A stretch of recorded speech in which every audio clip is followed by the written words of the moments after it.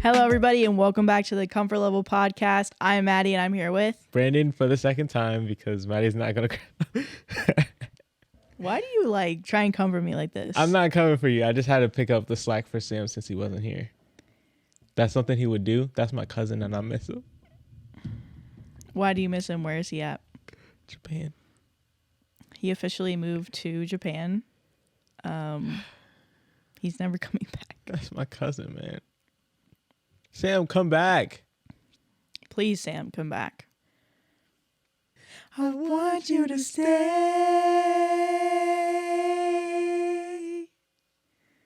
I want you to stay. In Japan. Don't ever come back, Sam. Whoa. I wasn't saying that. You're my cousin. I miss you. He's the one who suggested that song. This hole is empty. You can't even see it that much, but... Because we zoomed in. Yeah. But you know what's crazy is we literally got a camera for Sam, and guess where Sam's at? Not here. Not here. He's in Japan, enjoying a vacation that he planned for 4 years. Okay, Sam. You're gonna miss a filming day? All right, Sam. Despicable. No, I would I can't wait for my souvenir. He said he would give me something. Yeah. He said he's quoted saying, "I won't give you what you want, but I also won't give you what you don't want," because Brandon was trying to cheat the system. Swindle. I said, well, neutrally, I think it'd be a good idea to get me a hoodie and some Japanese candy. Neutrally, I think that's just a good idea. Neutrally, and he was like, "I'm not gonna get you what you don't want. I'm not gonna get you what you want. I'm not gonna get you neutrally anything." And so, if he comes back with nothing, I guess that's our gift. Yeah. All right.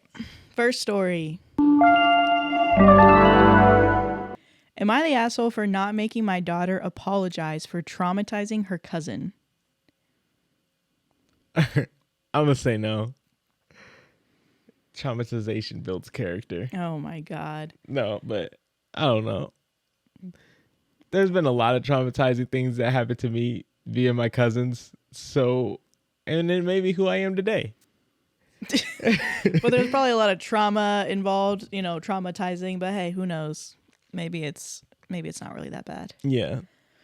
Am I the asshole for not making my daughter apologize for traumatizing her cousin?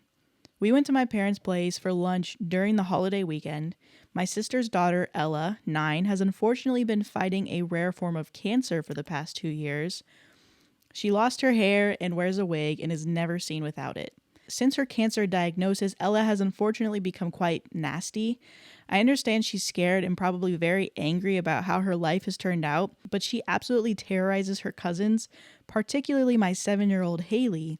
We should have put a stop to this a long time ago, but it's hard to tell off a sick child and not look like the bad guy. The kids were playing outside when we heard someone crying. Ella had dared Haley to lick a muddy puddle and gotten the rest of the kids to demand that she do it. They were all egging her on, and Ella had my sister's phone and was filming it. When the adults came outside, I took Haley and made clear she didn't have to do anything and that this game stopped immediately. Ella still had the phone and was filming us and said, maybe we'll make her do it later. Haley was crying her eyes out. She let go of me, ran up to Ella, pulled her wig off, and threw it into the puddle. Ella started screaming and ran to her parents. She was hyperventilating and screaming for her parents to stop everyone looking at her. They took Ella into a room to calm her down, but my parents went mad at Haley, saying taking Ella's wig off was a disgusting thing to do. They said Haley had no idea what Ella had to face every day. My dad has also survived cancer, so this is quite personal to him. Ella's parents came out and said their daughter doesn't want anyone to see her. They said Ella is traumatized by everyone seeing her without her hair. My sister called Haley a horrible child and said that only an evil person would think about taking a little girl with cancer's wig. I defended Haley and said that Ella and the others were clearly bullying and tormenting her, but my sister said it's not her or her daughter's problem if Haley can't handle girly teasing. My parents and my sister's brother-in-law agreed that they want a written apology from Haley to Ella, one which shows that she understands what a cruel thing she did. I said that was not going to happen. We left with Haley, but I'm still seething. I'm truly sorry that Ella is having to go through cancer, but she was tormenting my daughter, ganging up on her and filming the whole thing. Haley obviously shouldn't have taken the wig, but she was very upset and being bullied. Wow. F word. Yeah. That's layered. That is really layered. Yeah.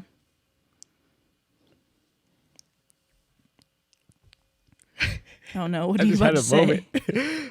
moment. No. Let's hear what you think first. Oh my god. I mean, you were just about to say something, but No. I wanted to hear what you thought first. I don't think she should have done it, but I don't think she's the asshole for doing it. She's literally a 7-year-old girl. I don't know. I think they were both in the wrong. Can they both not be in the wrong? Obviously, this little girl shouldn't be bullying somebody. You can tell that she's going through something and she doesn't know how to handle it, so she's taking it out on other people. But then also the person that's getting bullied, they're both kids. One's 7 and one's 9. The person that's being bullied, I don't know. She was just angry and took it out on somebody else, and that's not what she's supposed to do. But she's definitely not going to be writing an apology when they're both in the wrong, unless the other girl's going to give her an apology as well. I think that's only fair. Facts. So Talk to him nice, Maddie. Talk to him nice. Well, okay. Because I think what makes it even more layered is that the parent was asking if he was the a-hole for not telling her to apologize. He's not the a-hole because of everything you said. It's a two person conflict. There's multiple ways to solve it. But I think what made it more interesting is the fact that if they're both cousins, that means that the sister, the sister is the way she was talking about her niece, which was the cousin, after doing those acts. It's like, whoa, are you really family? Like, okay, yeah, they're having a disagreement, but they're children. They're not going to be able to solve it right because they don't have the emotional intelligence to solve it right. So you saying all that stuff is just extra for no reason. Now you're being an extra adult. Like, what did you gain from saying all that about your blood? yeah. How is that fair? But lastly, when it goes down to the kids, yeah, it's just one of those things. They're just kids. Like, there's gonna be stuff that you're just like, ooh, don't do it that way.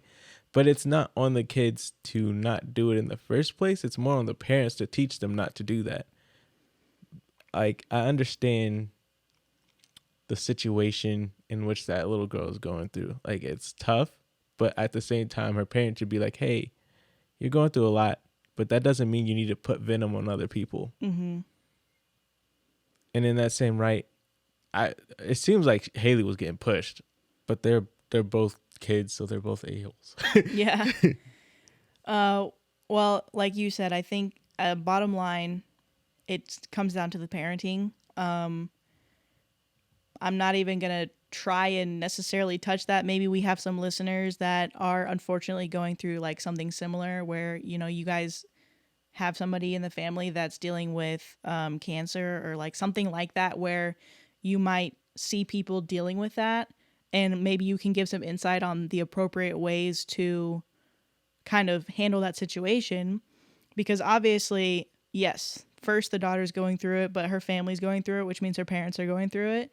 So like, what are ways, like you said, that they are channeling that really tough situation? And when it comes to her taking her anger out on other people, how are they dealing with that? She's going to be a survivor with cancer, but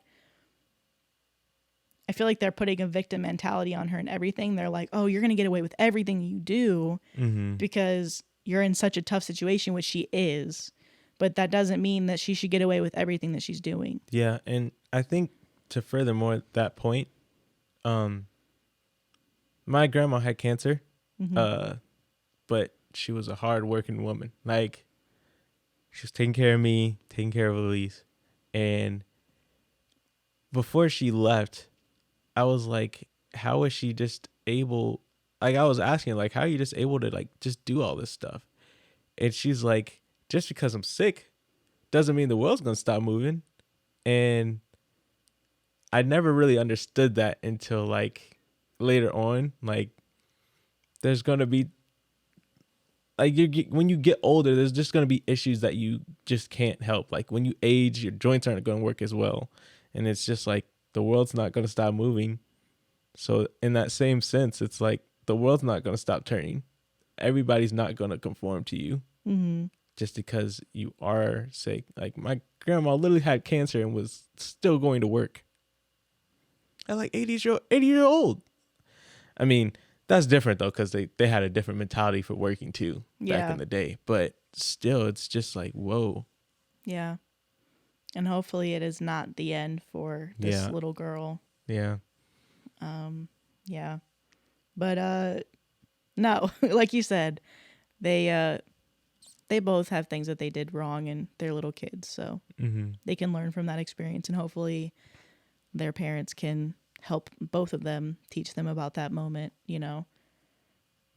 Yeah. Hopefully it's a learning moment for the parent of the kid with cancer. Next story. Am I the asshole for using my friend's logic against her and making her cry? Oh. Yeah. Yeah, that's me. What do you think? I think if there's a specific situation that I'm thinking of in my head where I'm like, yes, yeah. It's, I mean, making her cry, no, but basically proving that her point, she doesn't need to stand on that hill. Maybe it's like, hey, and then you also cried. But who knows? Because I'm thinking about a specific situation of people in my life. So. I am too now. And now that you say that, I'm like, oh, okay, yeah, maybe you could get away with not being it. But we'll to see. the point where you're crying, that's crazy to me. Yeah, that's a lot. Am I the asshole for using my friend's logic against her and making her cry? I, 36 female, went no contact with my narcissistic family last year, and I was done being their scapegoat. My friend was encouraging me to call my mother and reconcile for Mother's Day. I explained again the emotional mental abuse I went through and her refusal to take accountability or seek therapy. She then lectured me on how it's hard being a parent. She's a parent, I'm not. As the eldest, you should have helped your mother around the house and more with your younger siblings, and that I should let bygones be bygones and call my mother for Mother's Day. I told her, so you think if I had done more chores and accepted more parentifications as a kid, then I wouldn't have been abused? If it's too hard to be decent to your kids, then you shouldn't be a parent. Maybe you should have helped your abusive ex-husband around the house more. Maybe you shouldn't have had dinner 10 minutes late because, you know, his job is stressful and it's hard being a provider and a father. Next month is Father's Day. You should call and reconcile with him. How could I, as a child, stop the abusive behavior of an adult when, as an adult, you couldn't stop your husband from abusing you?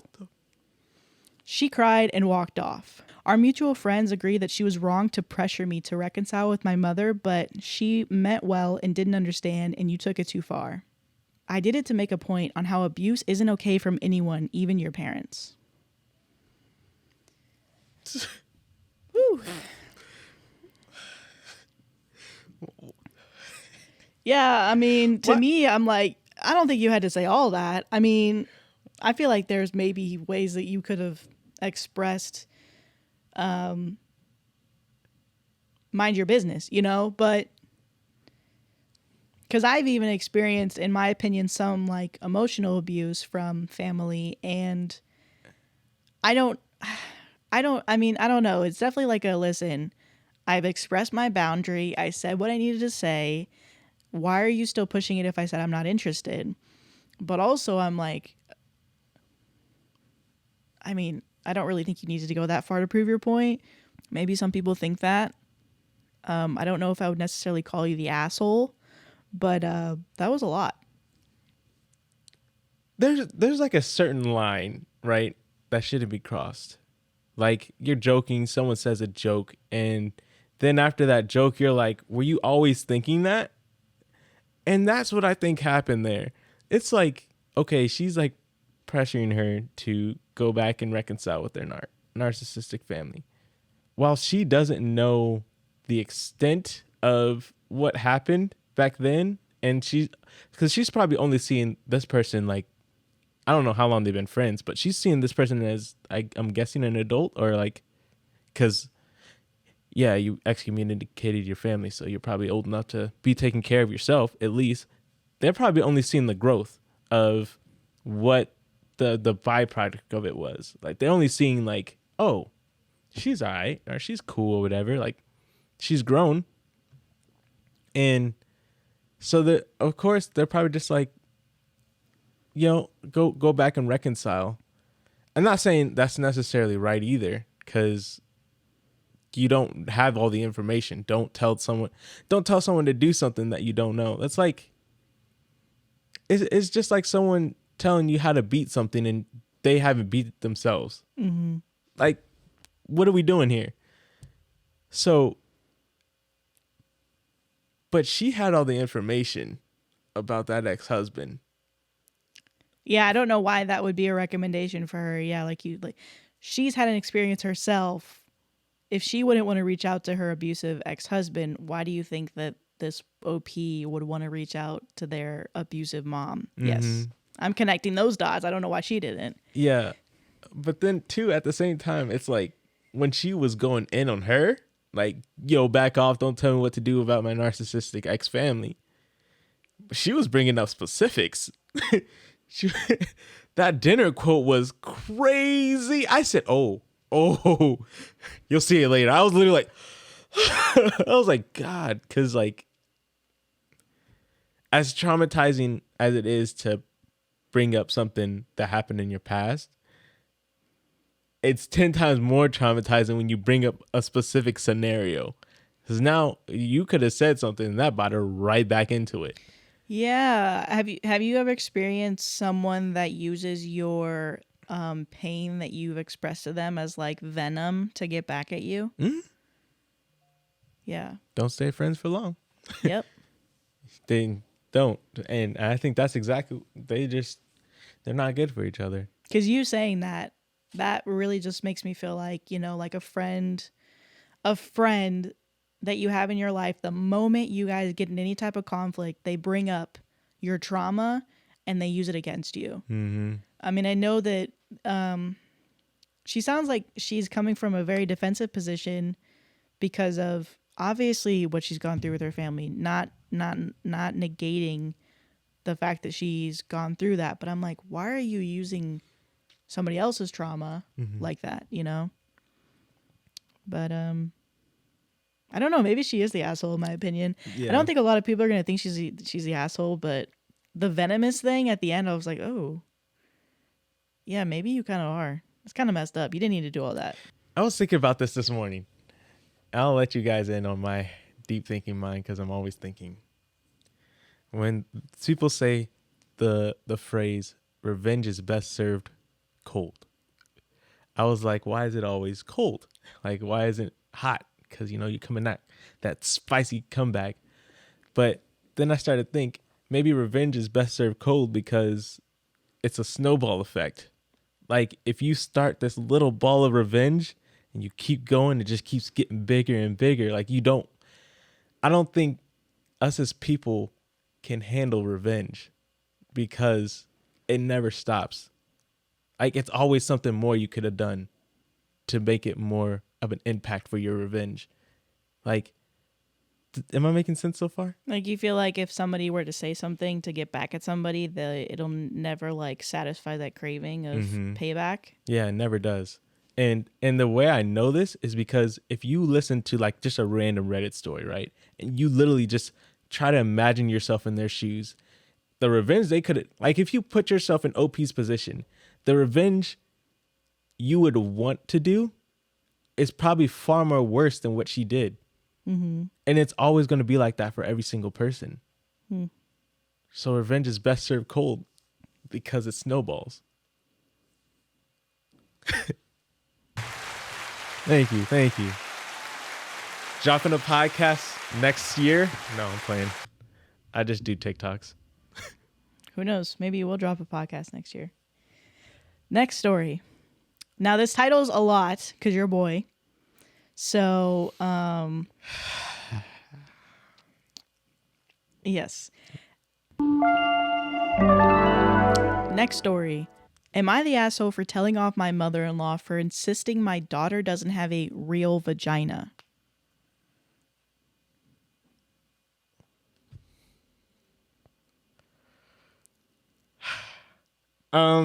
Ready to run it? Yeah, just run it. I don't even want to guess right now. Okay.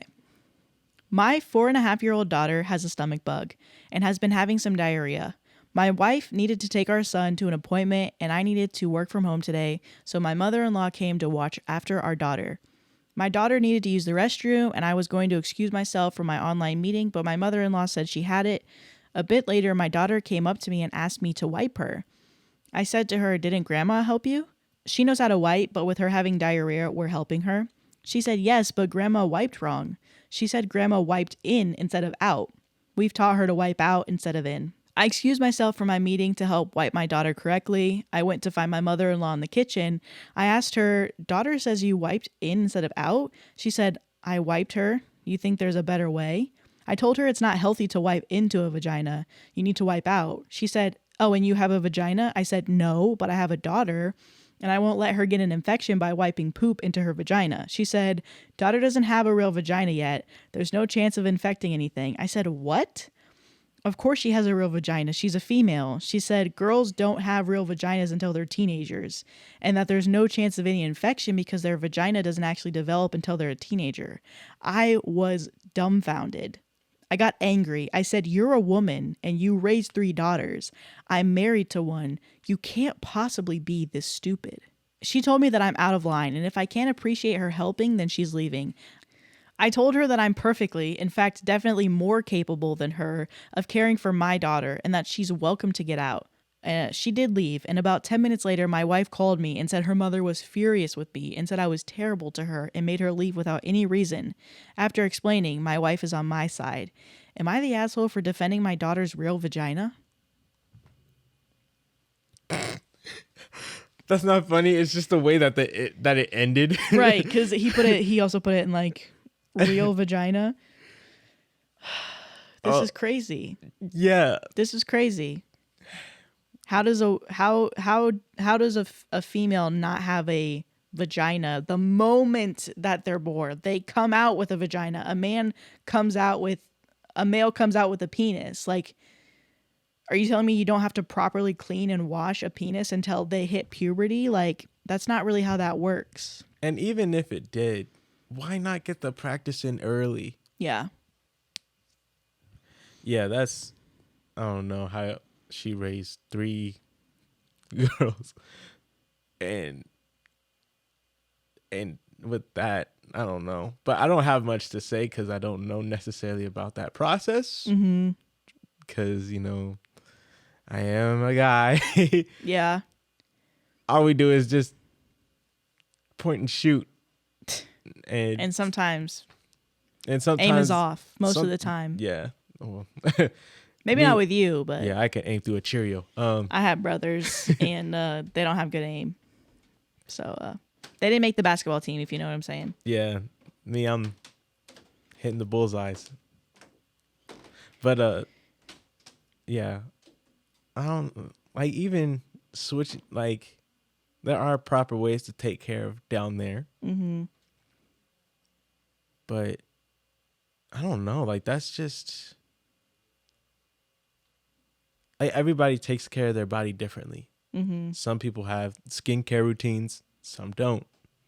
But there's certain things you should just know Mm-hmm. because infection can be a thing. Mm-hmm. Like,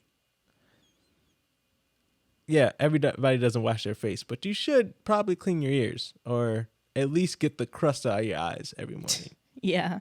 It's just one of those things you probably should do. Definitely clean your belly button. Yeah, definitely clean your belly button. Wash the bottom of your feet. Mm-hmm.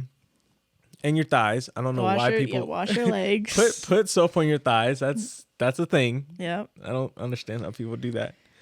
I don't know, at least when I wash, I lather everything. But yeah, I don't, like I was saying, I don't have much to say because I don't, but. And I think he said it. So I don't really have much to say either. I think, I don't think he's the asshole for saying that. Yeah, and the thing is too, it was like just enough to be like, no, you're dumb. But like, not like the last story where it was like, I'm gonna dig up your skeletons in every single closet in your room and just throw them at you. Yeah, because I understand like people's frustration in the moment where they're like, oh, like sometimes they can't control their tongue or they're just like, no, I'm going to say what's on my mind. Mm-hmm.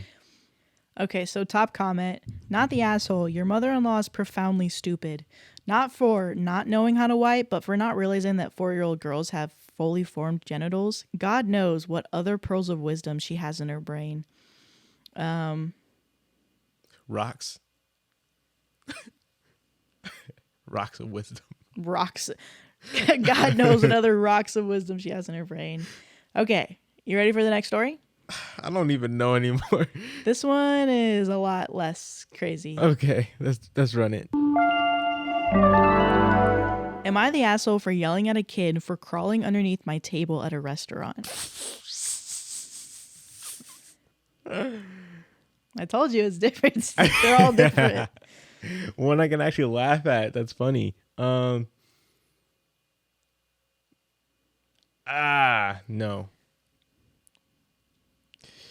Yeah, no. Okay.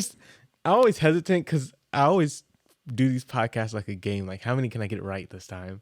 Mm-hmm. Or just with any context. So I'm just like, because, I'm competitive. So it's like, am I right or am I wrong? Yeah. Tell me. What? Oh, I guess we'll find out. Yeah. Am I the asshole for yelling at a kid for crawling underneath my table at a restaurant? My friend Jack and I, after a long, stressful week, like to go to the local pizza place. It's not fine dining by any stretch of the imagination, but there are booths and tables of people sitting down. I see a large table near us of like 10 people, a few couples, and a bunch of small kids between like 4 and 8. And the kids are running around the restaurant, being loud, while the adults are drinking wine and eating their pizza. I ignore the commotion for like 20 minutes when suddenly I feel like a hand on my leg, and one of the little kids is crawling underneath Jack and my table. I wasn't thinking and snapped at the kid, and I said, "Get away from our table!" And the kid ran away and burst into tears. One of the parents at the other table came over and started tearing into me about how cranky and mean I was, and how dare I yell at her kid, who was just playing. Meanwhile, her and the other middle-aged 40-something parents are letting their kids run amok and be loud and obnoxious, while my friend and I are trying to enjoy a night out.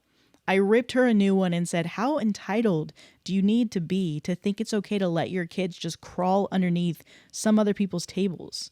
She called me an asshole and walked away in a huff.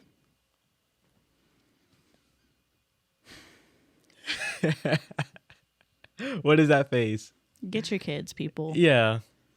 She said, no, wait, no. You got to do that big sigh. Just look right into the camera. Oh, brother. Yeah.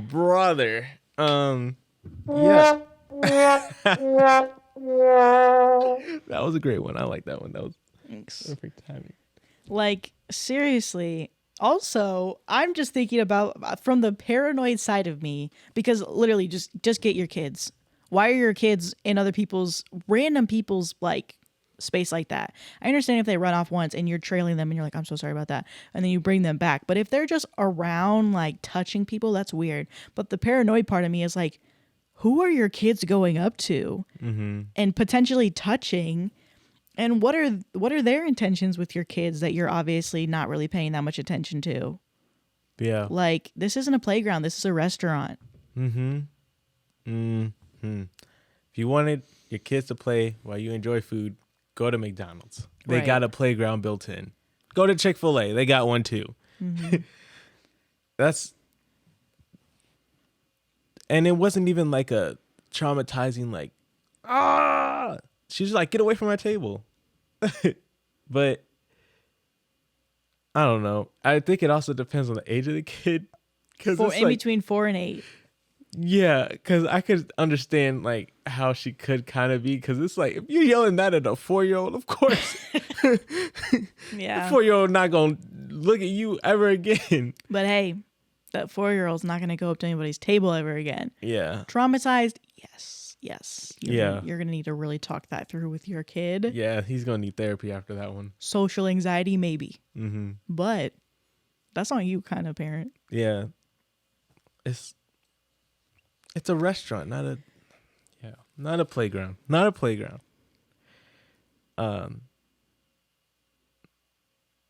and then I think what made it even worse was the fact that the mother of the child was entitled enough to walk up and be like if you had an issue, know that you're in the wrong first. Your kid was running around, not the other.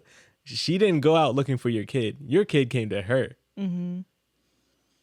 And to walk up and be like, hey, whatever she said, don't do that to my kid. It's like, okay, you gotta you gotta come if you have the issue with how she addressed it, you have to come with your tail down too. Because your kid was running around. You be like, hey, I'm aware that my kid was running around, but she just like I don't know. But even then, like she's still in the wrong. But it's like address what the problem was if it was that. But just know you're in the wrong first. Mm-hmm. If that was you, like that was your kid running around. That wouldn't be. I know that wouldn't be, and I know that wouldn't be me either. But like, if that was your kid, would you even go up? Huh? I feel like I would just deal with the kid directly and be like, this is why you don't go up to strangers. That's on me that like I had you running around, but like stay here now. Like I'll keep an eye on you, but also don't run off. What's the phrase? Play stupid game, win stupid prize. I guess. Yeah. Not that I'm getting better with confrontation. I didn't necessarily like it in the beginning, but it's like if I got an issue, I'll say something. But it's like, hey, like I said earlier, I'm in the wrong first. Look, yeah, like you're saying, look, this is what you did that was wrong. Mm-hmm. Instead of crying about it, let's learn from it. Mm-hmm. How can we be better about this? Let's and then fix this it now. is what mommy or daddy did that we're not gonna do again. Mm-hmm. But I don't even know if necessarily going over to the table would be a thing unless to be like, I am so sorry about that. Yeah, apologizing. That's it. But that's about it. Yeah. I would even take it a step further. Buy him a drink. Yeah, that'd probably be a thing too. Or Yeah. just like, yo, like, yeah. Because it wasn't even like she talked to her crazy. It was the tone, the quickness, and just the severity of the situation and what happened. Like she, so it wasn't even like she wasn't like, just get away from our table. Mm-hmm. And even then, like, I don't know if you remember, the kid was touching one of their legs. Like, get off of me. Why are you touching me? Yeah. Yeah, so you ready for the next story? The last story? Okay. I'm ready. This one I could keep going. I could keep going if you wanted to. This is actually the last one I have. So. Okay. Would I be the asshole for spraying some kids with my garden hose daily after he walks all over our lawn?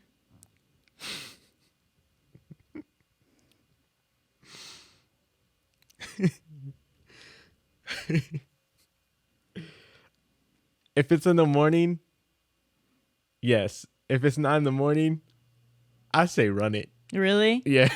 Because you just don't want them to be wet as they're like Going to school or Okay. something. But it's like you coming home, you just Okay. Also if you had the conversation first. But yeah. Would I be the asshole for spraying some kids with my garden hose daily after he walks all over our lawn? I, 37 male, live with my wife, 37 female, and son and daughter, 9 and 11 respectively. Recently, there's been this kid who comes by our house after playing soccer and either rides his bike or walks over the lawn with his cleats on the way home.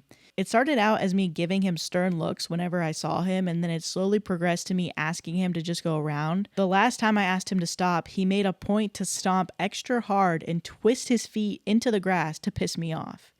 Since then, I've just been hosing him. The first time I sprayed him with the hose, he ran off, but then for some reason he started standing there while I hose him down like he enjoys it. It has now progressed to me sitting on my lawn chair, pointing the hose at him, and him just staring at me while he does it. Sometimes we even make small talk. I'm not gonna lie, it started off as a really bitter relationship, but I've actually gotten to know the kid quite well. We talk for maybe 15 to 20 minutes every day. He doesn't seem to mind being hosed down after sweating hard playing soccer. He comes by daily and we just shoot the shit while I hose him. He stands there for a bit. Wife told me that I need to stop, even after I explained it to her. She said I'm making us look like childish idiots. I guess I could stop, but honestly, it's really funny waiting for him to come by, and I see no harm in it. Would I be the asshole? I was not expecting it to go that way. I just imagine, like, just so, how'd your game go today? Good. Yeah? Good. Yeah. The ref was an asshole, though? Yeah, That sucks. He was false calls. Yeah. Yellow flags everywhere, man. Yeah. So you gonna spray me or what? No, it's like you're spraying him as it happens, as they're talking. Yeah. Hold on, you missed my neck. He's like, let me just turn around really quick.